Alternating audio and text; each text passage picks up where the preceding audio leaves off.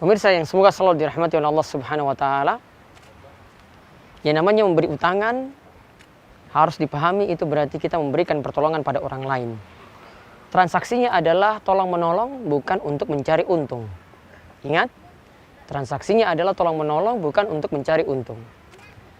Oleh karena itu Allah Subhanahu wa taala katakan dalam surat Al-Baqarah 280, "Wa in kana dzu usratin fanaziratun ila maisarah wa anta saddaqu khairul lakum in kuntum ta'lamun." Itu Allah katakan jika orang yang diberi utangan dalam keadaan susah.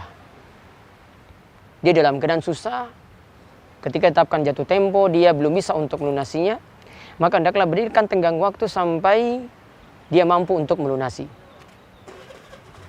Namun jika yang memberi utangan tadi, dia menyedekahkan, artinya dia putihkan utangan tersebut, maka itu lebih baik jika kalian itu mau mengetahui.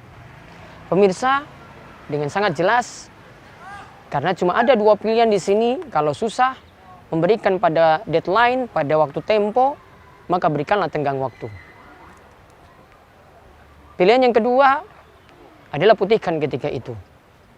Dan dalam hadis Abu Umamah disebutkan bahwasanya Rasulullah Shallallahu Alaihi Wasallam bersabda, "Man sarrahu ayyuzillahullahu yauma la zilla illa zilluh." Siapa yang senang mendapatkan naungan Allah di hari yang kita sangat-sangat butuh naungan Allah, yaitu maka hendaklah dia liyusir ala mu'sir, tolonglah orang yang dalam keadaan susah untuk melunasi utang, auliyadha anhu, atau dia bahkan memutihkan utang tersebut. Dua dalil ini dengan jelas menunjukkan pada kita memberi utang berarti adalah kita menolong orang lain, bukan cari untung.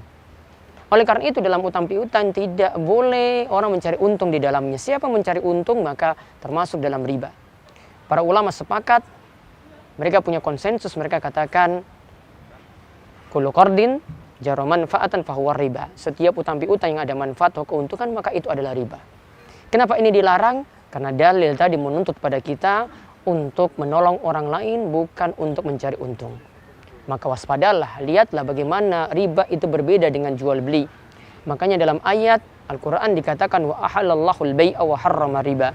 Allah menghalalkan jual beli karena jual beli bisa cari untung di situ. Sedangkan dalam masalah utang piutang dikatakan wa harrama riba. Allah haramkan riba karena riba tidak boleh mencari untung di dalamnya. Karena apa? Statusnya adalah menolong orang lain. Sekarang kita lihat di tengah-tengah kita malah orang yang butuh malah tambah susah. Dia tidak ditolong dengan diberikan tenggang waktu atau bahkan diputihkan utangnya, malah dibuat tambah susah ketika itu. Maka pemirsa sekalian, pahami ini baik-baik, maka Anda akan pahami dengan benar apa yang dimaksud dengan riba.